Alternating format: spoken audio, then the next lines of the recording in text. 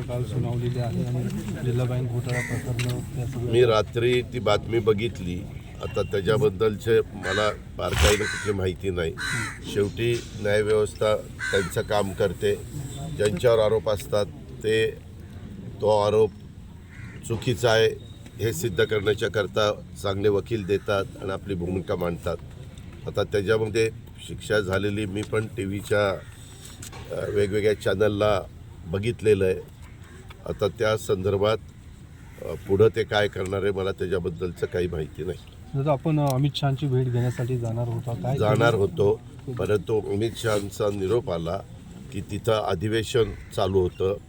3 महत्त्वाची बिलं त्यांना मंजूर करायची होती आणि तिथं लोकसभेचं महत्त्वाचं काम चाललेलं असल्यामुळं राज्यसभेचं महत्त्वाचं काम चाललेलं असल्यामुळं हे सगळ्या कामातनं मोकळं झाल्यावर आम्ही तुम्हाला बोलवतो असं मुख्यमंत्री आणि दोन्ही उपमुख्यमंत्र्यांना त्यांनी आम्हाला निरोप दिला.